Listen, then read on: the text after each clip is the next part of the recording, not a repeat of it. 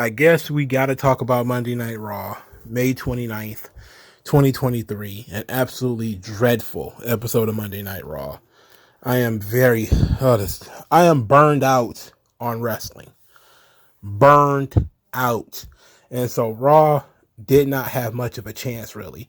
Soon as Seth Rollins showed up wearing a woman's shirt and his fingernails painted, I was mentally checked out. I really didn't care. And so they had to really fight from underneath in order to get me to give a damn about anything they were doing on this show. So Seth Rollins comes out. He's talking about being the champion, wanting to fight. He wants all the fights. Then AJ Styles comes out because the draft doesn't matter. We spent all that time on the draft and they broke it immediately. Immediately. It's not even been a month yet.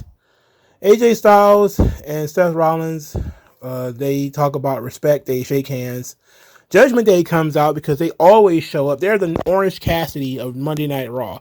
They're going to be in the first segment. It doesn't matter whether it's male or female. They're going to be in the first segment, Judgment Day. Of course, they're talking about how this makes them sick. And since the Bloodline imploded, they're the number one faction in WWE. They beat the tag team champions when even Roman Reigns couldn't do it. And that is going to be one of them that's going to take the title from Seth Rollins. Seth Rollins and AJ Styles laugh at the prospect of that being Dominic Mysterio. And then they got challenged to a tag team match later the evening, to which AJ Styles and Seth Rollins agreed to do the match. Then they did the obligatory spot where Adam Pearce is like, oh, I know that there's a draft and AJ Styles not supposed to be here, but I think it's a good match. And, you know, it went nowhere. The match was made. The match happened. And, of course, Judgment Day lost. Let's just cut through the red. This is garbage. All right? This is garbage. This is a boring show. This is what you start the show with again.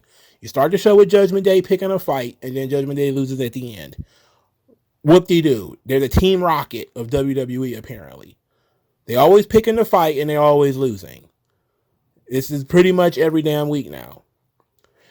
It's ridiculous. Only interesting thing is Seth Rollins and Rhea Ripley did the Shawn Michaels and Melina spots from Survivor Series. Everybody seems to have popped on that, which I didn't know how many people liked that spot so much until I saw them do it, and then I looked on Twitter and everybody was talking about it, and I was like, wow, that spot must have been really, really memorable to some people. Like, I know they haven't done a lot of that stuff lately, but it was kind of nice, all right. But no, there was nothing special about this. There was no surprises. There was nothing. The first night of Seth Rollins as champion featured a tag team match. Not him being built up towards an opponent. Not an opponent challenging him. Nobody to come out to confront him. The person he beat shows up. Why? I don't know. And we get a tag team match. So good luck. He is Intercontinental Champion Part 2. That's exactly what's going on here. Because we said, oh, this is going to be the workhorse champion. It's going to be for the real world champion. He's going to be the fighting champion. First damn match. It's a tag team match. Come on, man. This is the thing about when you write, and then the draft. Look, I don't care about the draft. It's garbage. And I knew they wasn't going to stick to it anyway. The issue is that why would you keep creating rules that you are not going to stick to? I don't get it. What is the point? If people can jump back and forth between Raw and SmackDown, you didn't need a second world champion. Well, third. I don't know whether it's the second or the third. We haven't clarified that yet. But I'm just irritable because I've been watching too much wrestling. And no, I'm not irritable. This just sucked. The Money in the Bank stuff, it occurred. The first two matches tonight, Ricochet and The Miz. Ricochet wins the match with Salida Del Sol plus a shooting star press. So Ricochet is in the Money in the Bank by the match. The second match was Shinsuke Nakamura versus Bronson Reed. No promos from either guy to discuss the Money in the Bank and what it might mean to them or how important the Money in the Bank is. Nobody spoke. They just came out and had matches. Bronson Reed and Shinsuke Nakamura was a real match. It was a very solid match. Nakamura wins with his third Kinshasa. He had to hit him with it 3 times. Bronson Reed is going nowhere fast. Nakamura gets, he gets more chances than your drunk uncle. I mean, he just, no matter how many times you tell him to get away from the house, he just come on back because he's family. That's Nakamura right now. You keep getting rid of him like, yo, get out of here. And he just keep on coming back. Gotta! He's like, oh, I love you. Come on back here. I'll give you one more chance. Besides, who the hell expects Bronson Reed with his rotund body to climb a ladder? I wouldn't trust that ladder. That ladder, he had to have the Big Show ladder in order for it to work. In reality, I think both of them should have been in the match. I'm okay with The Miz not making it. But Bronson Reed probably should have been in the Money in the Bank ladder match. If there's going to be like some kind of last chance thing, which it seemed like it might be, I would give Bronson Reed the nod. All right, since they didn't announce it, but they showed 6 silhouettes. So they're doing 6 in Money in the Bank this year, not 8, which is fine with me. So that means it will be 3 from each brand, supposedly. So Raw already has 2 of theirs in. And then SmackDown would have 2. Next week, they are doing 2 more Money in the Bank ladder match qualifiers. But they will be women's matches. It will be Zoe Stark versus Natalya. And look, I'm just saying, I say Nakamura get too many chances. Natalya, why is she eating? She just lost to Rhea Ripley in like 0.30 seconds. Why is she anywhere near a Money in the Bank qualifier? She's not even qualified to have a job right now. She's not even qualified to be in the arena. She ain't qualified to pop the popcorn. She ain't qualified to check the ticket stubs. Why is she involved with Money in the Bank? This is a tragedy. She just taking up space at this point.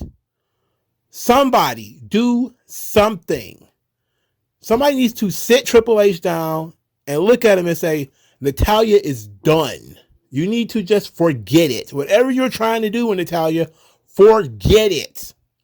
Stop. It's over. Stop featuring Natalya. We have a bunch of other people.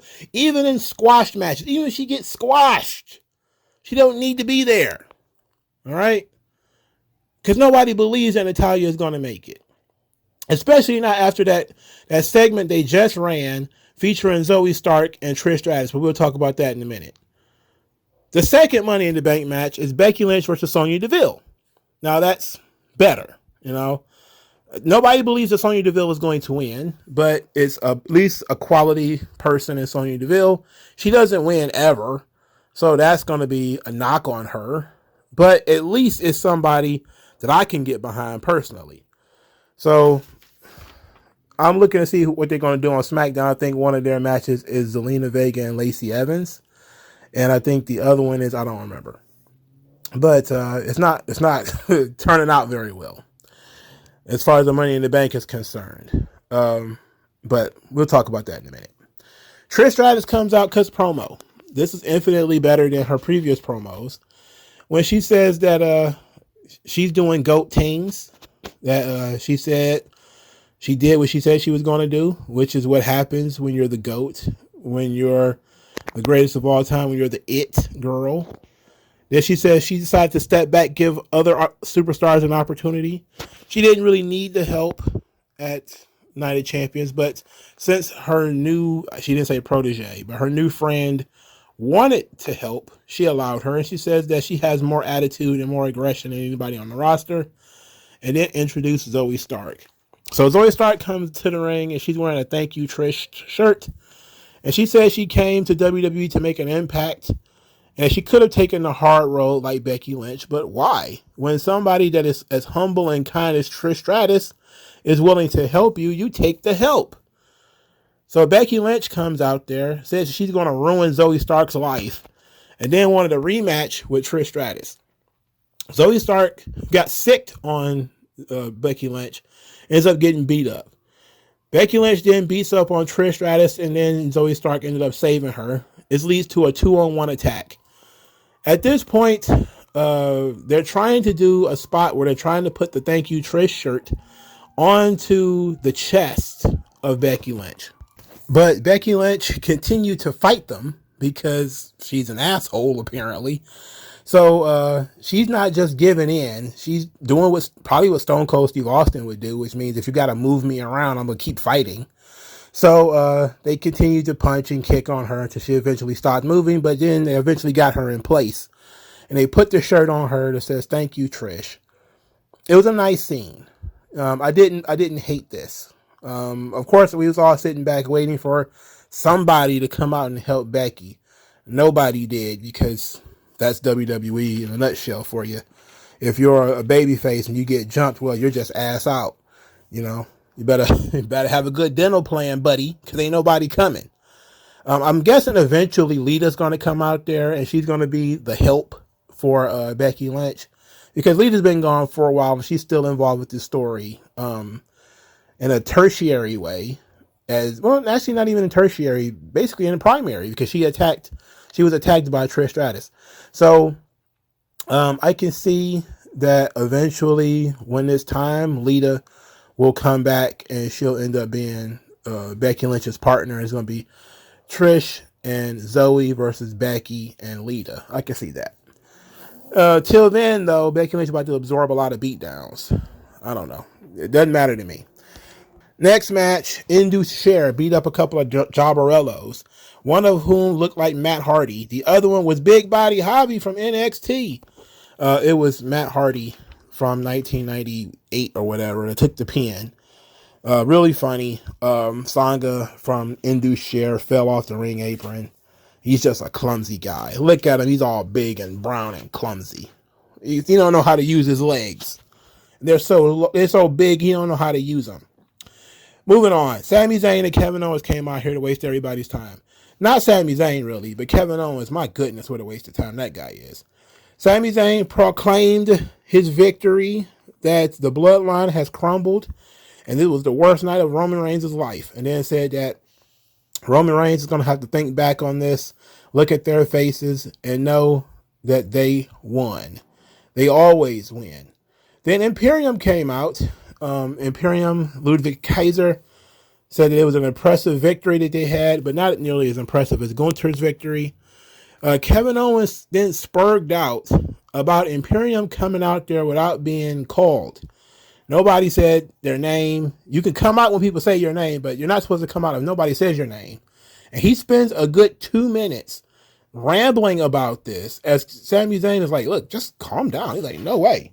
They broke the rules. They broke the rules. It's an unspoken rule. I'm like, oh my God. Somebody need to pull what does Undertaker do to Hulk Hogan? Hog tied his legs and chained them to the back of a motorcycle. That's what we need to do to Kevin Owens or something like that. When he gets like this and he starts breaking a third or fourth wall, I cannot stand it. It's so aggravating. Just stay in your lane, please. Anyway, Sami Zayn said they already embarrassed Imperium, which I was thinking the same thing, and said they need to focus on American Alpha, who are their opponents tonight. And I was like, American Alpha? And then he corrected himself and said Alpha Academy. I was like, oh.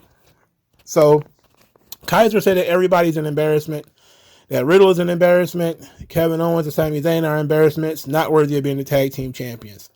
Kevin Owens says that they always hear from Kaiser, they always hear from Gunther, they never hear from Baldy, who is Giovanni Vinci. And they want to know why he never talks, and they want to hear his opinion on all this. So now they get a Baldy chant started, and it's a complete mockery of Imperium. Just a complete mockery. I know it's supposed to be fun, but they're supposed to be serious too. So, of course, Vinci doesn't get to speak, because now here comes another goof in Chad Gable. And Chad Gable does the shoosh and how they're going to hand out some lessons. And now I guess they're baby faces. I don't know. It seemed like they were going in different directions with Alpha Academy, that Otis was maybe going towards back being the baby face, because people really do like Otis. And Chad Gable was going to stay a heel, trying to negatively influence Otis. And then Maxine Dupree was going to kind of be in the middle, still trying to influence Otis to stay a heel, with Maximum Male Models. But now they just gave up on that completely and just decided to collapse Maxine Dupree into the Alpha Academy gimmick, where she doesn't really fit, if we're being honest. It's like, how does she fit in the Alpha Academy? What did she do for Alpha Academy exactly? Nobody knows. It just happened out of nowhere, and it would make sense. The whole point is she was trying to get Otis into her gimmick. How in the world did she get into his? I don't know. It was goofy. They had the match. Imperium defeat Alpha Academy. The match was fine. It was another guaranteed 10-minute Chad Gable match on television. He obviously knows what's in Vince McMahon's lockbox because he keeps getting TV time. I don't care what nobody say. Vince is not booking this show if Chad Gable keeps getting so much TV time on it. It's not happening. Maxine Dupree was chased away from ringside by Sarah Logan, who is running and chasing behind her barefoot. They're still doing that. Okie dokie. Don't care. They did a Kaden Carter Katana Chance vignette. Basically just introducing their characters and introducing who they are and what they do or whatever. Nothing major. Pretty much the same gimmick that they were doing in NXT, which means they're going to be dancing very weirdly. And the crazy thing about Kaden Carter is how beautiful she is, but how sexy she really is not. Like, that girl is gorgeous. My goodness. But she dances, and you look at, like, if she's doing a little hip thing, like, look at her face. There's no sexiness, and it's almost robotic. You know, like dancing is a full body thing. It's everything. It's eyes. It's, you know, smile. It's everything. She's just got, like, I could do this with my hips. You see my hips? And I'm like, yeah, I see your hips. But that's about it. You know, like, that's it. No, okay. Let's get into this tag team championship match. Raquel Rodriguez and Shotzi got into an argument with Damage Control backstage, in which Bayley said that they weren't a real tag team and that Raquel was so desperate she'd have picked anybody to be her partner. Raquel said that Bayley is the only person in Damage Control that has not won a championship, which is laughable because Bayley's been winning titles for years now. And that when they lose, that she needs to look in the mirror. Okie dokie. Match 4, Raquel Rodriguez and Shotzi Blackheart versus Damage Control versus Ronda Rousey, Shayna Baszler versus Sonya Deville and Chelsea Green. I'm sorry. Shit. It's for the women's tag team championships. They didn't bother to build up this match throughout the night. They just kind of showed a little highlight. That was it. They didn't put no effort into this at all. It was the only thing that they had promoted for the whole damn night. And they put no effort into it. It went, the crowd got pump faked into caring about this until Ronda Rousey submitted Shotzi Blackheart. And then everybody was like, oh, damn. They thought Sonya Deville and Chelsea Green was going to win because it looked like they were going to win. And then it was like, swerve. You know, Triple H loves him some Ronda Rousey. What did you think was going to happen here? There was no other option. There was no other response. Anybody with a functioning brain knew that Ronda Rousey is in a match and Triple H is booking 99% she is going to win. It was the right thing to do anyway because Ronda Rousey wins most of the time and she's also featured most of the time. This is probably the most of a backstep Ronda has taken since she joined WWE. And that's why I was surprised they didn't put any emphasis on this match. They didn't let her talk before or anything like that because it's like, well, they love talking about Ronda Rousey. Why wouldn't they promote Ronda Rousey? I don't know. But Ronda wins. Match was, it was all right. Who cares? Who cares, really? After the match, Ronda and Shayna cut a promo, said that for 10 years they were told that they were not what people wanted. But they are not there to make friends. They're there to win championships. And said that they demand recognition and they're the best in the world and the titles prove it. And they demand to be recognized to be the best. I'm thinking to myself, okay, let's see how this goes. Because now we've got the tag team titles on Shayna and Ronda. Who are the opponents? That's my question. There are no babyface tag teams outside of Kaden Carter and Katana Chance. And unless you're going to bring them in immediately and have them feud with Ronda and Shayna and get tapped out pretty quickly because they're both small women, I don't know what you got planned here. All right. So I'm interested. You know, I knew Ronda Rousey and Shayna Baszler were going to win. It's not a surprise to me. It was a foregone conclusion. They had a vignette for Candice LeRae, and so she could explain why she has fairy wings. So she says she has fairy wings because she believes that fairy tales are real because she's living in one. And her wings represent the magic that this fairy tale has brought to her life. Man, throw her in the wood chipper, all right? Somebody needs to, this got to stop. This is so boring. Don't care about your wings. Don't care about your dreams. You know, it's like, the business has brought me my little bitty baby and my husband. I'm so happy. And you should be happy. Should I be happy for you? Because I don't care about this stuff. This isn't informational. This is not about getting over a character. What is your character? Your character is that you believe fairy tales are real. Are you Tinkerbell? Is that your gimmick? Can you do magic? Is that your, like, what is your gimmick? What is your thing? Why should I care about you?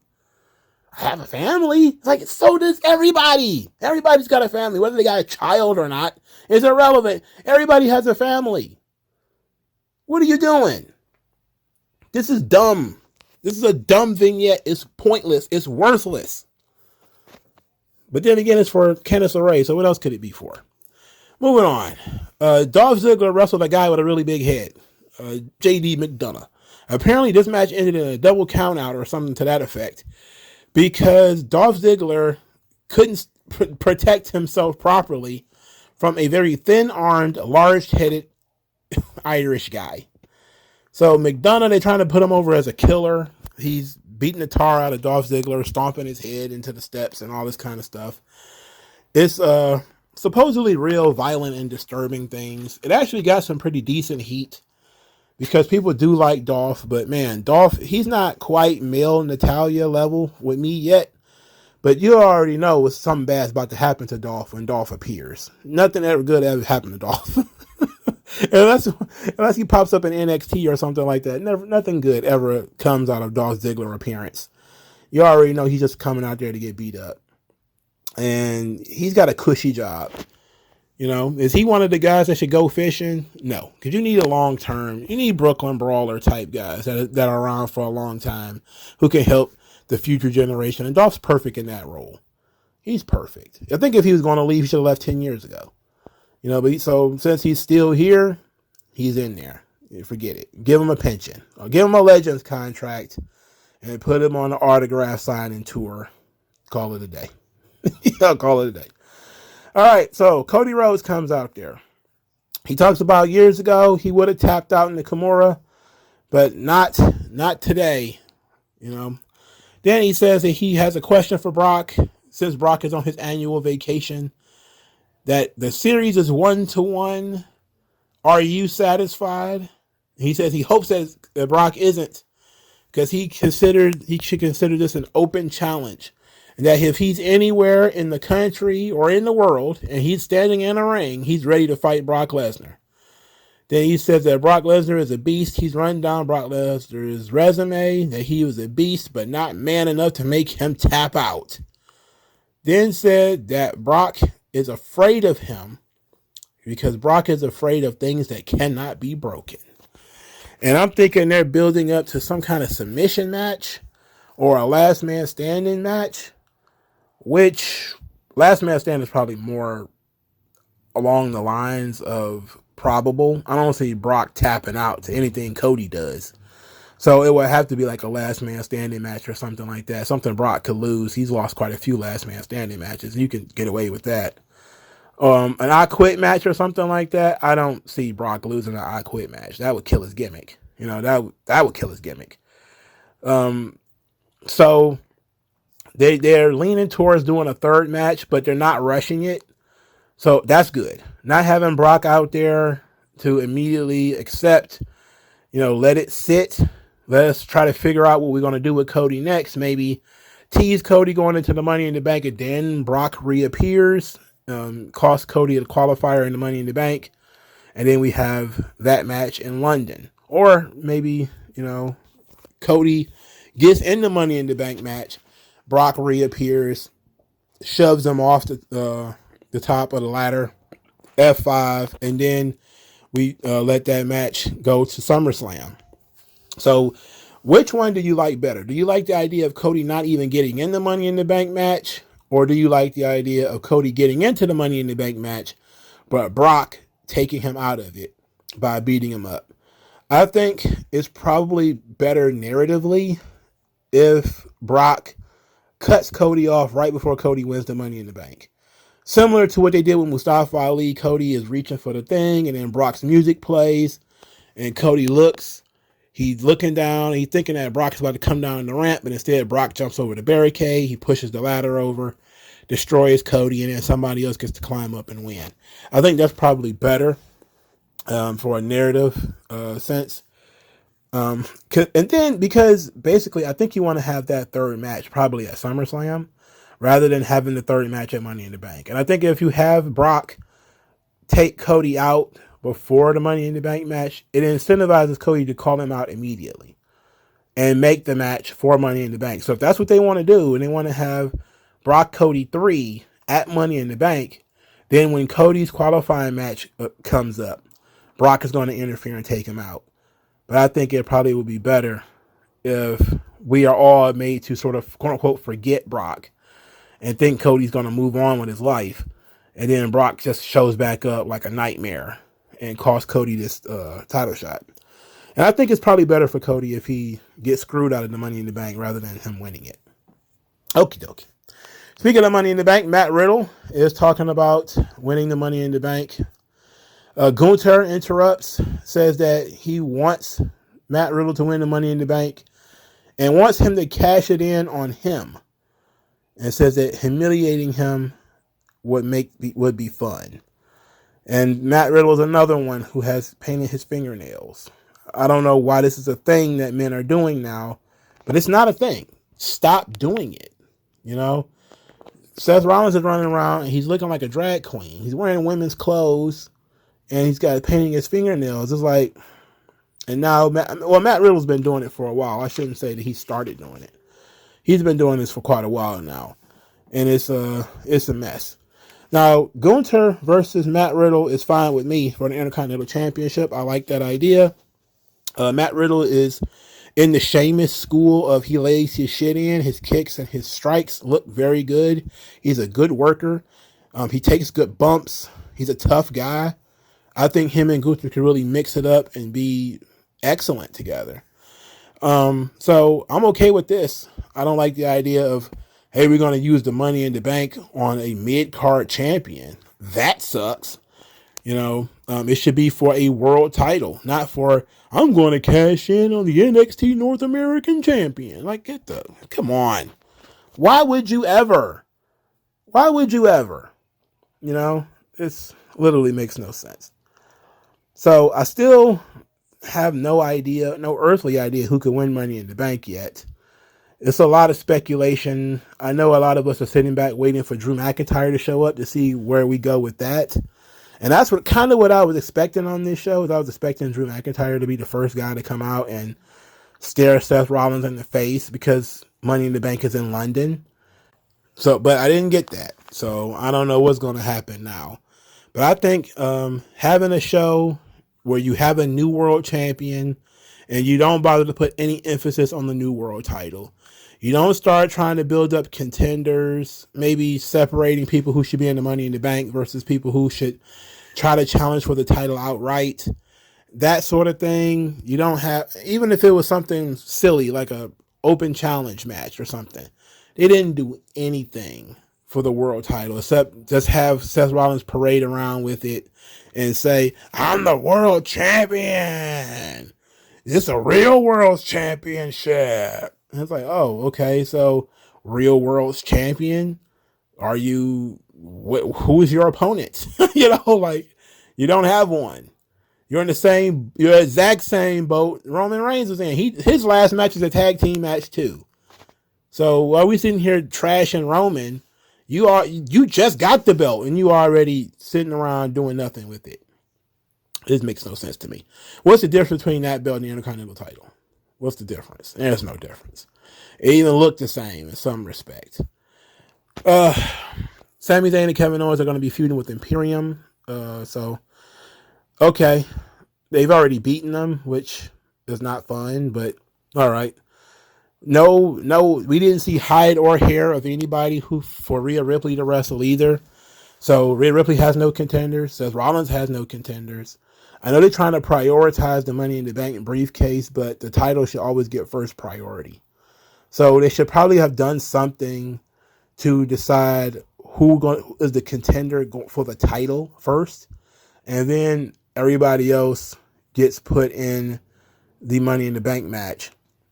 Or, you couldn't do that. I was about to say they could have just named Trish Stratus the number one contender, but you don't want to have two heels face each other and force the crowd to turn one of them face. You don't want that, and plus you don't want Trish losing to Rhea Ripley. You kind of want to protect Trish Stratus' losses and give it to Becky Lynch, which is the one who should get it. Other than that, they didn't put any emphasis on the singles titles at all. These people just floating around. At least we know that Gunther is probably going to be wrestling Matt Riddle. They don't need the Money in the Bank thing for that. They could just, hey, Matt Riddle is on a winning streak. He's a tough guy. Gunther wants to fight him. Willing to offer him a match. All Matt Riddle has to do is maybe beat Giovanni Vinci in a match or something like that. You could have did this fairly easy. But they want to tease Matt Riddle being in the Money in the Bank first. So now we have to wait for all the singles title situations will be dealt with after we deal with the Money in the Bank instead of dealing with it before or simultaneously. I don't know why. But this Raw was dreadful. It was boring. Nothing happened. Everything was predictable. It was just an awful, awful show. Continuing the streak of really bad episodes of Monday Night Raw, even though the pay-per-views are pretty good. All right. Peace out. MagMongoSlade. Best house I ever drew, Daddy.